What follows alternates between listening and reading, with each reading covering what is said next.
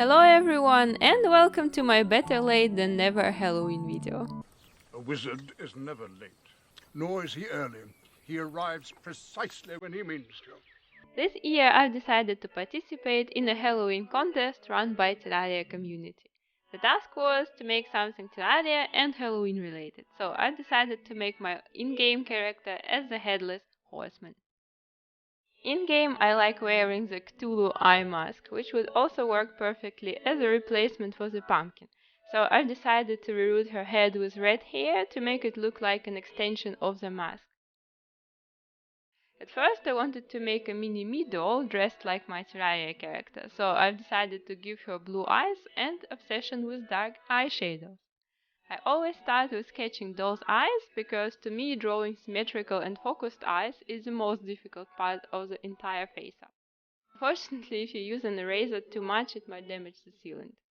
And working in this order allows you to sketch and blush the face in one layer of sealant, which is also nice.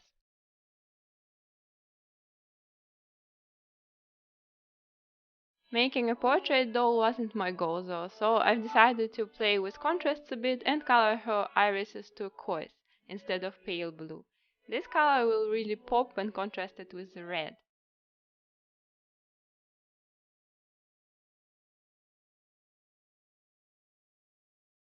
In university we had an art class as a side subject, and one of our teachers said that when artists are drawing people from their imagination, they oftentimes draw people that look in some way similar to themselves. It happens subconsciously because our own face and body is something we see every day when we look in the mirror.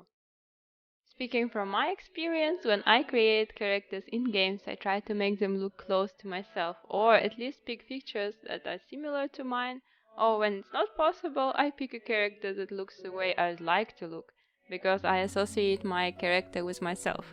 I wonder, how do you choose your character?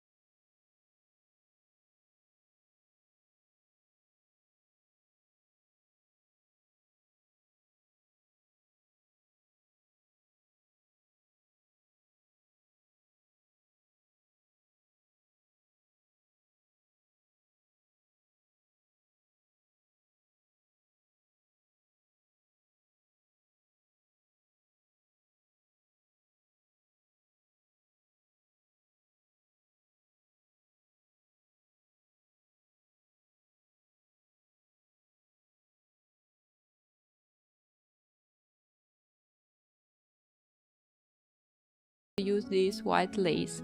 It's slightly elastic but not too much, so it will probably keep form. And I'll double it with this skin color power mesh. It's not the mesh people usually use for corsets, but it has some elasticity that will match the lace. And for the skirt I'll use elastic mesh because it makes heavier and softer folds than ordinary mesh, and the skirt will lay smooth. I start with cutting out the cups and securing the edges with a lighter. Then sewing the dots.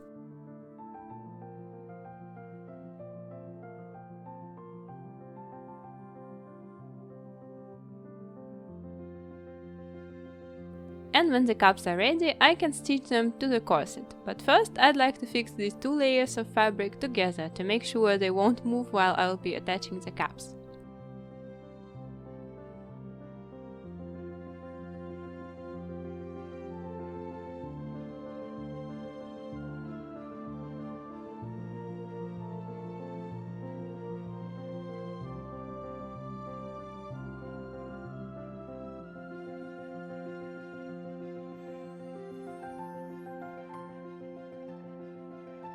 The skin color mesh won't only make the corset stronger, but also will make the seam allowances invisible from the outside, and the dress will look cleaner.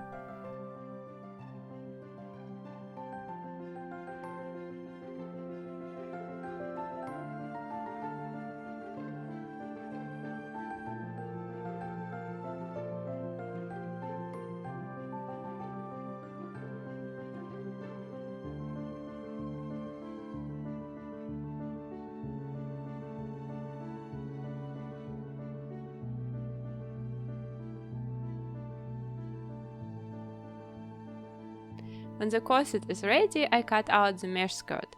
It will be a circle skirt with gathering, because this cut will make it possible for the doll to sit on the horse.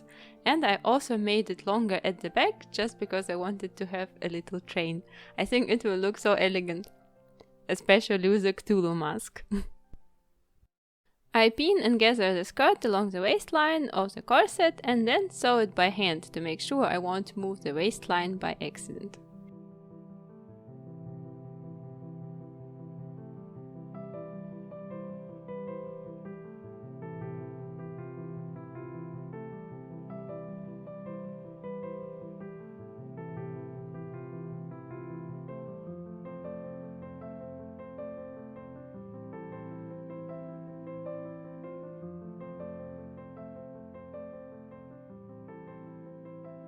Here's what I've got, see? Nice and smooth heavy folds, just as I said.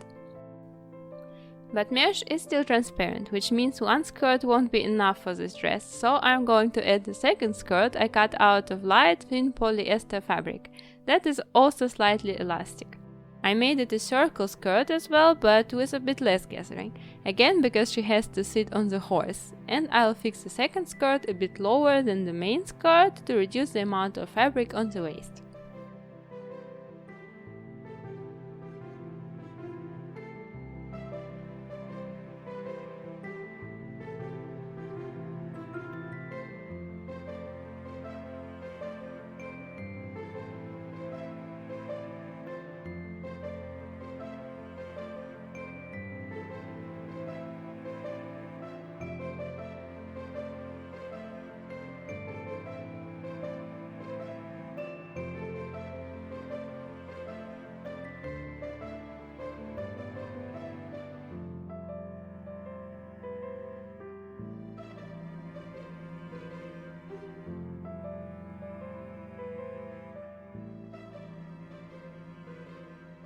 And now I can finish up the fastening. I think this dress will look the best with lacing.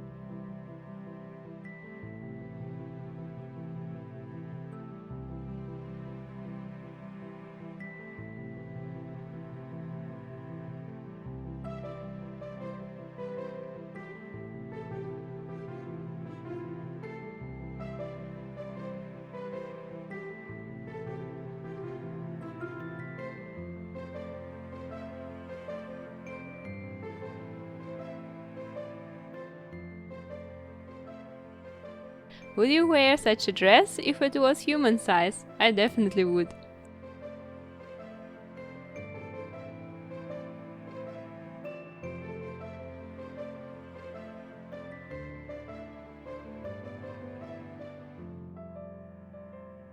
Now she needs a pair of bridal Terraspark boots. I think this pair is a perfect match, and I only need to add a pair of wings. The boots are made of pretty soft and flexible material, which makes it difficult to glue anything to them, but it will be easy and safe to sew the wings to the shoes first, and then I additionally secure the stitches with super glue, just to make sure the wings won't move. Off camera I primed the shoes with MSC and I can finally paint them.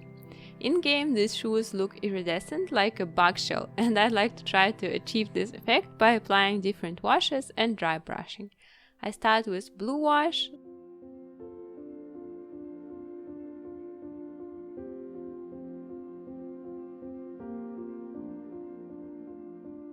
then I dry brush the front of the shoes with yellow-green color,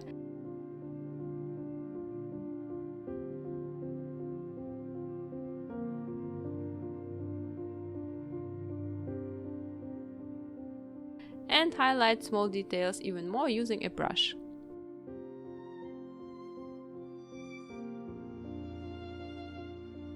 Then I apply some blue wash again, but very carefully and mostly at the back.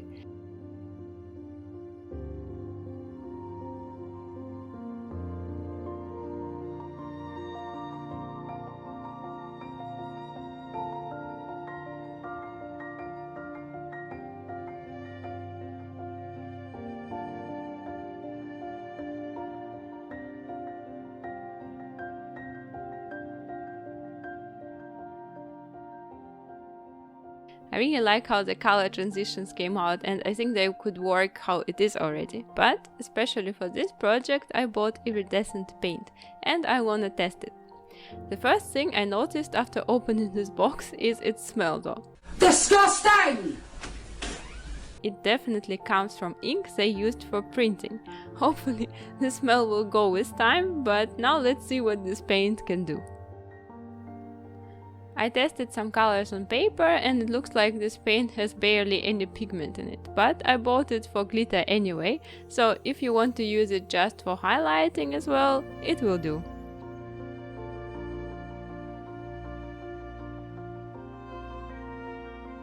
So I dry brush the shoes again, but this time with shiny acrylics.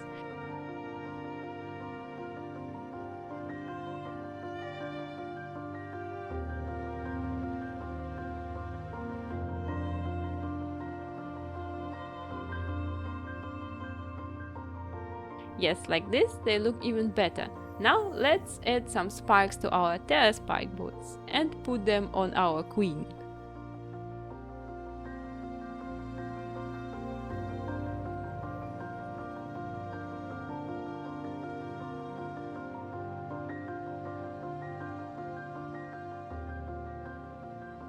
Your Majesty. You've got magnificent taste.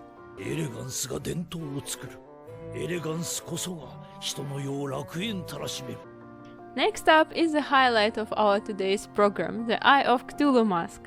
As a base for the eye, I'm going to use this plastic Christmas ornament. It has just the right size for our doll. I make a big opening for the doll's head on the back of the mask and a smaller opening on the front for the future mouth.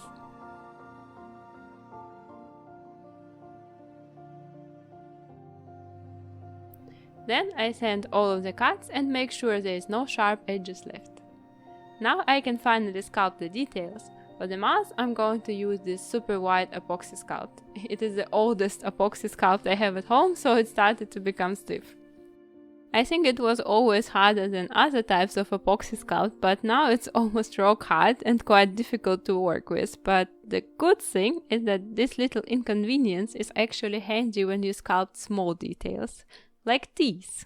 If I would have used my new epoxy sculpt in here, the teeth would probably get deformed under their own weight while drying, or I would have to let the material harden for at least half an hour before using it. The other option is to sculpt on wires, but it's not comfortable to do when pieces are so close to each other.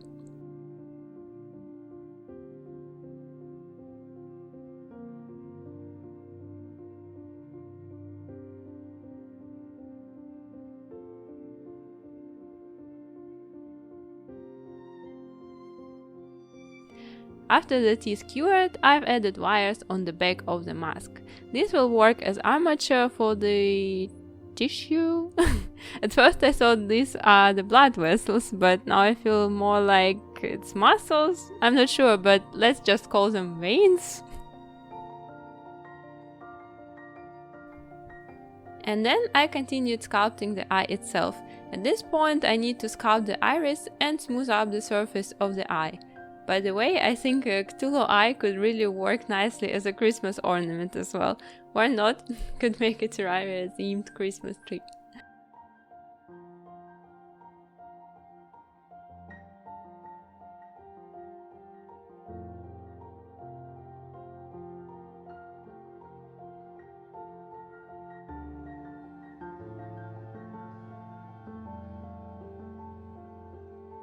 I think epoxy sculpt is the best material for doll customizing, but it has one big flaw. It's really heavy.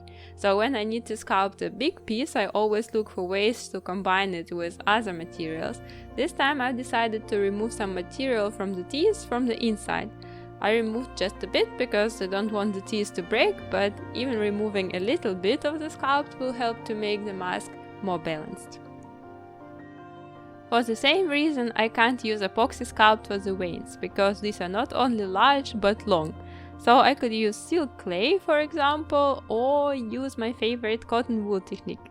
Cotton wool won't only work perfectly as an imitation of flesh, but it's also light and flexible, and even the thinnest veins won't break. For this technique, you can use PVA glue or any water-based varnish. I prefer to use varnish because it's waterproof. But if you are not going to let your sculpture soak in water, PVA will do just as good.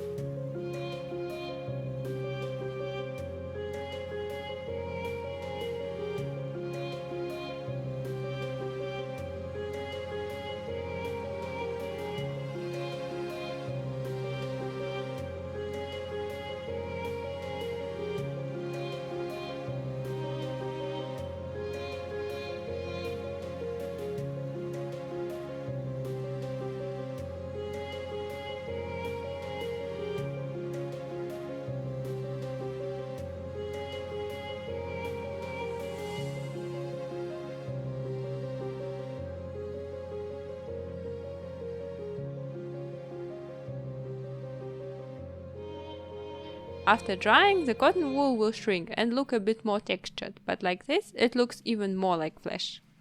Then I had to paint the eyeball with a few layers of white acrylic paint because the normal white epoxy sculpt is actually grey, and when everything became one color I can paint the details. I start with painting the veins dark red. I really like that the cotton wool made them so textured that I don't even need to use wash or dry brush them to add some extra dimension. It looks realistic enough on its own already.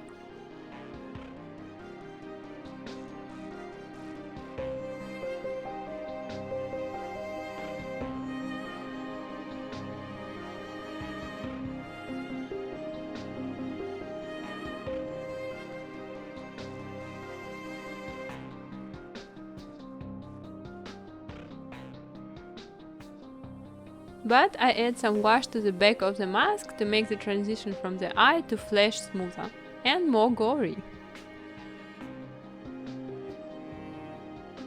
For the teeth, I use this yellow paint.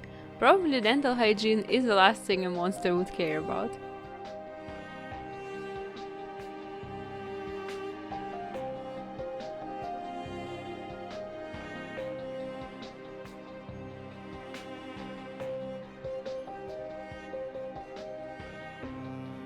This paint looks a bit darker than I thought, but I will fix it by dry brushing the teeth with ivory.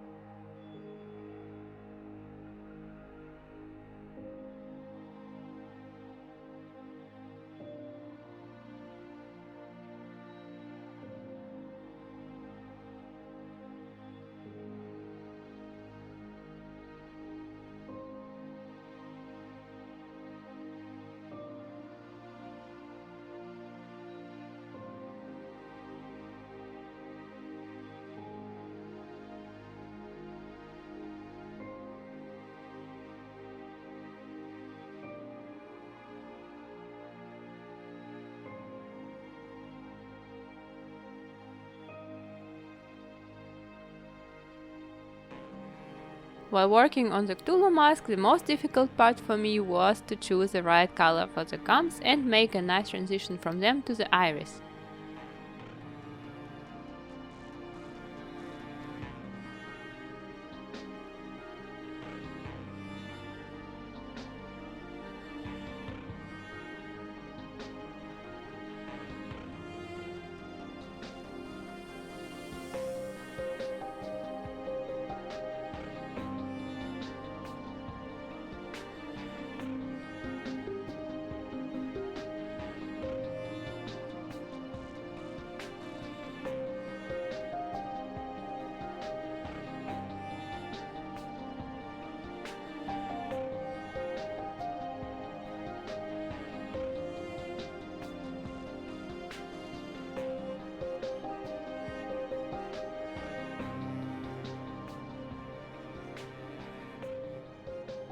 I think this cold pink color worked really well. I'm not sure about the iris, but I don't have a better idea how to handle this transition anyway, so I guess it's alright. I curled the doll's hair to make it match the mask, and now she can wear it.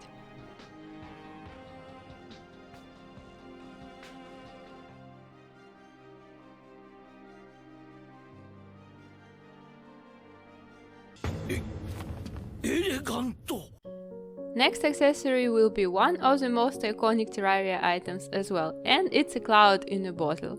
For this I took the smallest jar I had in my stock and filled it up with some acrylic yarn fibers.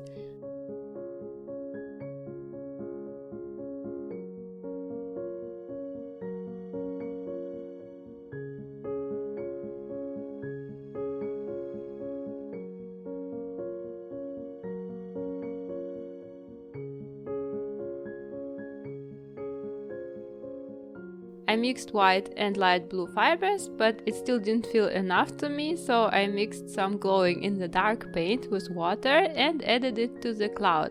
Synthetic fibers do not absorb liquids, so the cloud will still look fluffy after the paint dries, while, for example, cotton wool would turn into a rock. The bottle will hang on a belt I made out of a chain. I think leather would cover too much of the dress, and the corset is pretty small already, but the chain looks so nice and subtle. Some elements need to be quiet so others can shine, right?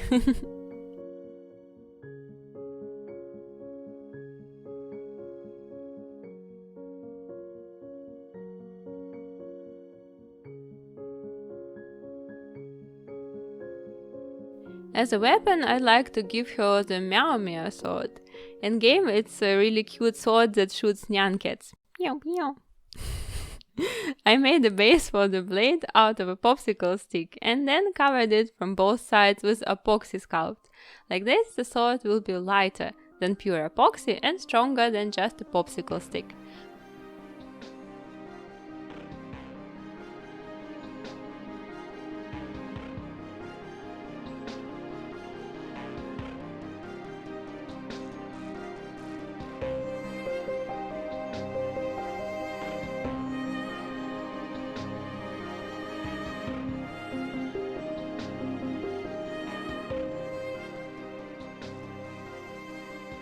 For the cat's head, I also used a piece of wood as a base, so the sword came out really light.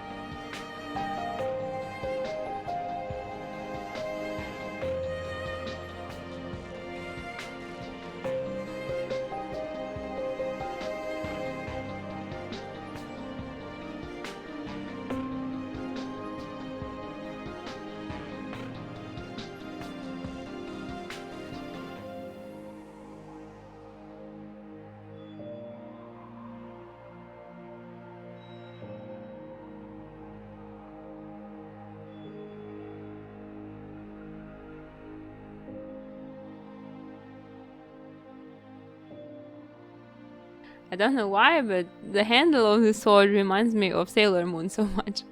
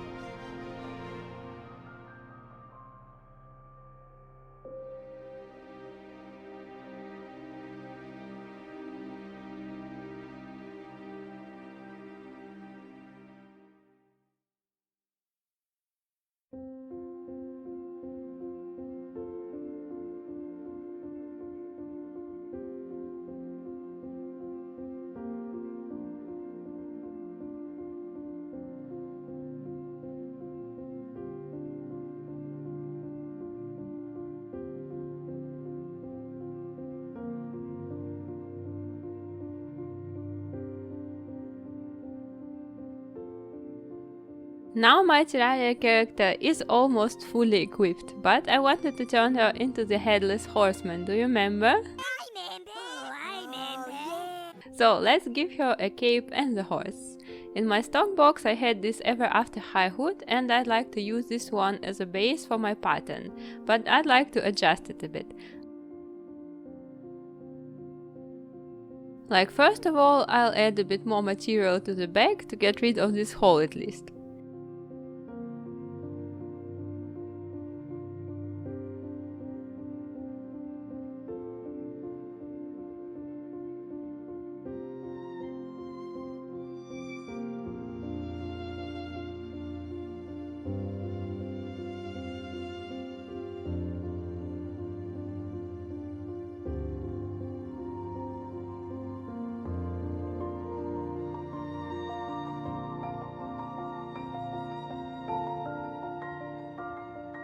And I'd like to add a couple of darts to the cape to make it lay smooth on her shoulders.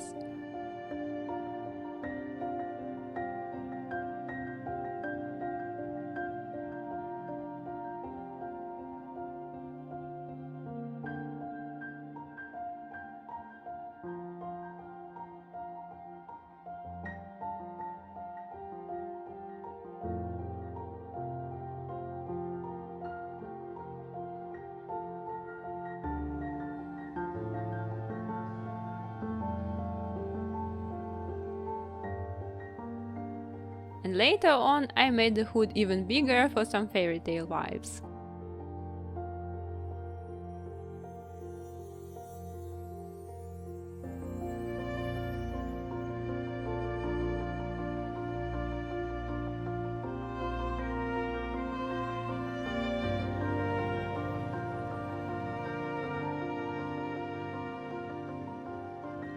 After sewing the hood and the cape together, I can move to my favorite part and cover all of the edges with lace from the inside.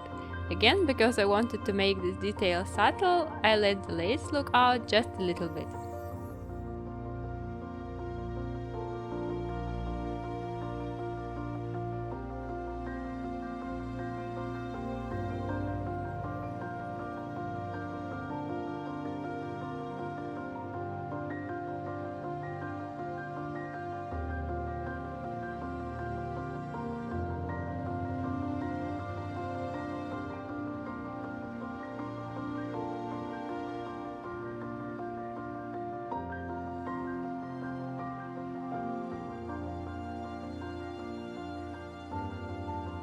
And then I also covered the neck seam with a ribbon, adding a hook, and the cape is ready.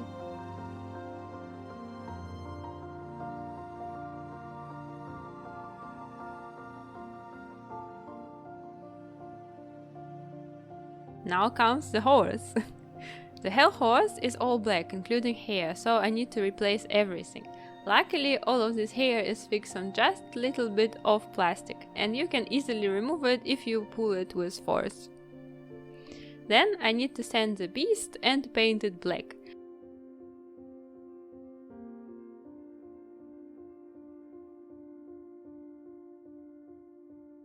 I also dry brushed it with iridescent paint. I took the violet one, but it has blue glitter in it and barely any pigment, so the horse looks blue now. Should have taken the blue paint instead, maybe it has violet glitter. I don't know.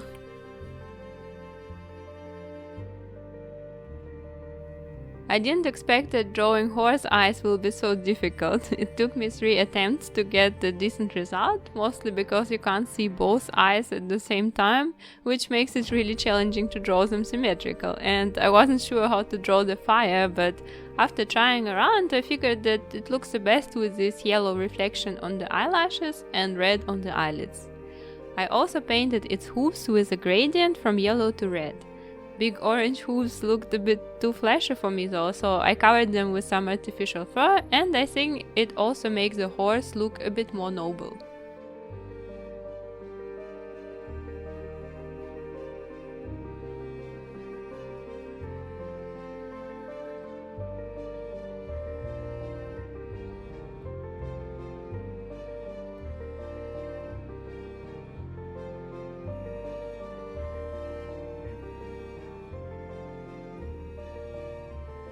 For the horse's mane and tail I'm going to use some leftover doll hair. For the mane I made wefts by gluing hair to a ribbon, folding them and fixing in place with hand stitches.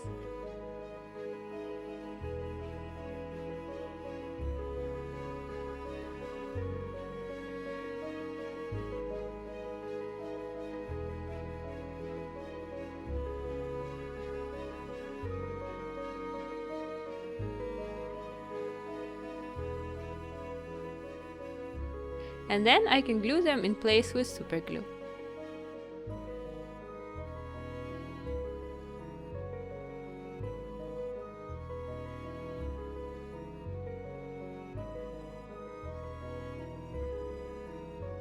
The tail was even easier to make, but here I used hot glue because I needed to fill up the empty space around the opening and give something to grip into, so the tail doesn't fall out.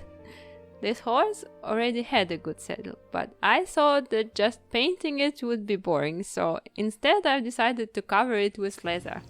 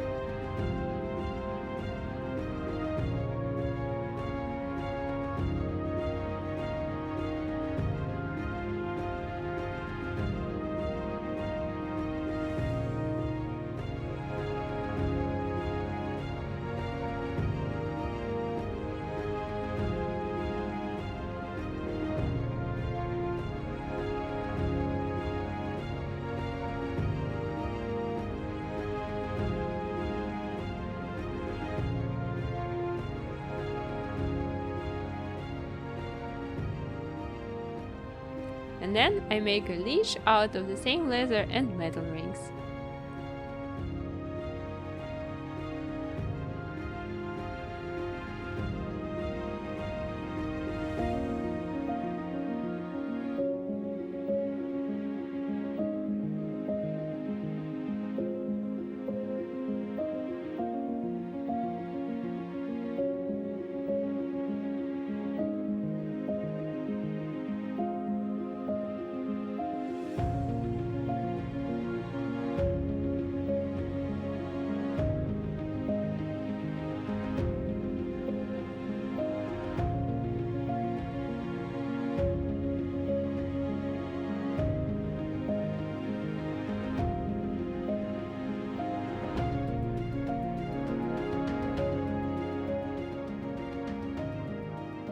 This doll was my second most time-consuming project so far, and right now she takes the honorable place of my favorite doll.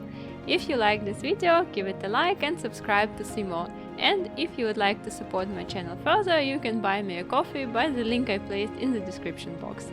For every 100 coffees I reach, I'll make a giveaway and the winner will get a custom doll commission. Each coffee equals 1 entry. I've got 32 coffees already and it's only 68 to go. Good luck everyone, and thank you for watching and all of the kind comments you leave for me. Bye!